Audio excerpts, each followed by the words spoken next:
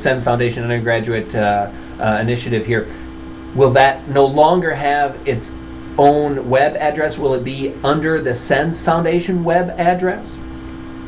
It will be, but we'll be keeping the MFURI.org domain open for at least a year to continue to direct both our students and our staff to the correct location on the SENS Foundation website. Okay, so, and that is SENSFoundation.org, right? The website address. I've got a little graphic of the page there.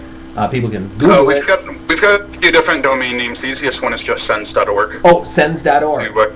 Yeah, sens.org. You can get the main site. Great. Okay, so that one is still active, as well as I noticed I've been going to the sensfoundation.org as well, and I take it same information at both of those sites now. Correct. Okay, excellent. All right, well, I didn't see any questions yet from the audience, but I, of course, always encourage people to ask some questions. I want to know about, now you have been talking about a program expansion as well. When we first talked to you last year, and we were getting excited about producing, or providing some scholarship money, some grant money, or whatever, we were wondering, what type of science would be, supported? What type of research would be supported with that money? But you also mentioned last year that you were going to do some social investigation into anti-aging attitudes, perhaps expand some of the, when I first had heard of MFURI, I thought, well, I'm going to do undergraduate research, in a lab somewhere. But you said, no, we're going to be comprehensive, and you're also expanding this year. I thought I saw on your website perhaps going to high school as well to kind of mine for future researchers. Is that true? What we're looking into, there's obviously all this is in planning, so there's nothing that's definite yet. But the administration that I'm but the administration that I'm working with, what we're looking to do is set up a comprehensive system where students, whether they're high school students, undergraduate students, or even graduate students, can enter into the program and basically work with a large collaboration of like-minded individuals to work on research in this area. So we're very interested in looking into possibly a high school tier. We're also discussing with the SENS Foundation. I should be flying out within the next couple of weeks to California to meet with them, and we're going to also be discussing the possibility of opening up a graduate level tier for our program. We already have a graduate, actually it's a medical school club that seems to be very interested in working with our program. And so when you get research at that sort of level that's being conducted, that's something to really take note of. And hold on a second. Did you just say you've got a medical school club that's involved with MFURI right now?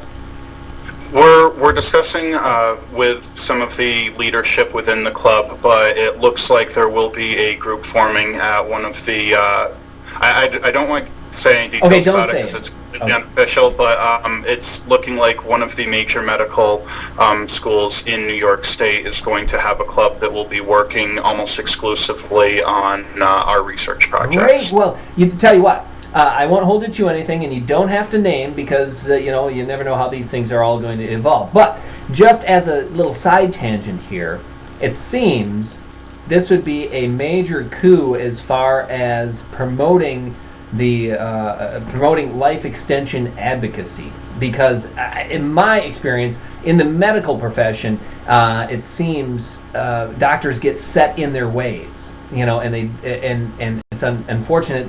In the biogerontology community as well, they're not thinking of rejuvenation, and they're thinking of just postponing what do they call it? Compressed morbidity, right? Being in a medical getting a medical club involved with MFURI would seem spectacular. Do you see that? As a shift in attitude? I definitely do. I mean, when you talk about life extension or any sort of rejuvenative medicine, a lot of people just turn the other way and aren't really keen on listening to what you have to say purely because it's outside of the norm. But when you get to a point where you have very credible individuals that are supporting what you're saying, you look at Aubrey, and he's made very, very well documented and well backed claims, and yet people are very resistant to the ideas that he has strictly because he started off as the only one that was saying them. But the more and more people are starting to look at what he's saying and really get involved in the research, it's looking like lots of the things he's completely correct about, and there's a lot more credibility that's being generated in this area of research. All right. So, I mean, having a medical club or something like that at that level of academia is extremely beneficial, and I think will go a long way to support the reputation that we're looking to develop. Yeah, that is excellent. I'm happy to hear that. And also, now you, how much has MFURI grown? I'm sorry, I keep saying that. It's just the easiest way to say it. That's okay. I'm so used to it. But I really should say, as you see on the graphic there, it's SENSFAI-U, which is the SENS. We'll say AIU to keep it easy for now. AIU. AIU, yeah. SENSFAI-U. Okay, let's just call it, I'll call it that. SENSFAI-U. And it's grown, though. I mean, how many student members do you have now, or clubs that are participating in SENSFAI-U? My initial enrollment projections were something in the neighborhood of 25 to 30 students for this point in time. We've almost doubled that. We have approximately 50 active students. Wow. With 3 undergraduate clubs, one of which is at a medical school, and it's a biomedical engineering club. And then my own university's biology club is also getting involved with the research, and we have a number of faculty actually that have talked with us, and we have a few that are actually going to be volunteering to mentor our program. Clear indications of the quality of work that's being conducted. Wow. So we're growing very rapidly, and we're actually considerably larger at this point than we thought we would be. Well, don't be so humble. It's a clear indication of how hard you've worked over the last year to get this ball rolling. So I know everyone in viewing tonight, most of the people are familiar with you and would love to give you a huge round of applause. I just want to mention that. I'll probably mention a couple more times, but thanks so much, Kelsey, because I know that you do put in a lot of hard work with this organization. Not easy getting a whole undergraduate research foundation off the ground. I also wanted to ask about the Student Coordinator Fellowship Program. What is that? Could you give us an explanation? This is, again, something that's under development, but one of the things that we looked at for these student groups, we're looking to have student representatives, typically someone that runs the group, the president of the club or something like that, and we're looking to get them involved in a more interactive leadership role and kind of act as a liaison between the club itself and the SENS Foundation, strictly speaking the AIU. And what we're looking to do is, rather than just have these students go through some sort of small training program and not really get a whole lot out of it for themselves personally, we're looking to develop that into a very comprehensive leadership/fellowship program, with the idea being that these students that are working with us are the ones that are going to be pioneering this research in the future. And if we can shape their education in such a way that they get stronger organizational skills, leadership abilities, and things like that, that's just going to benefit everyone in the long run, as they're better administrators and better research leaders when they get their advanced degrees. All right.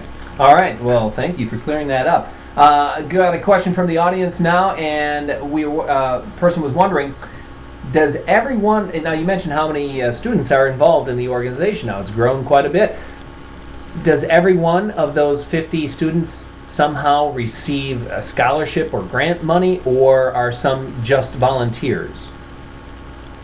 At this point in time, the scholarships are competitive. Okay. Bear in mind that we do have 50 students, but we have people being added every semester. So a lot of the students haven't been working on projects long enough to really warrant sufficient scholarship funding. But we have a whole application set up, and any student of those 50 that's involved with the program is allowed to apply for them. Obviously, okay, as an administrator, I'm always looking for additional scholarship funding to help support the most promising students, but it is a competitive scholarship fund. Sure, right. And I want to make sure everyone knows that the current website, mfuri.org, you can go and read more about all of what we are talking about tonight, some of the student projects that have gone on, some of the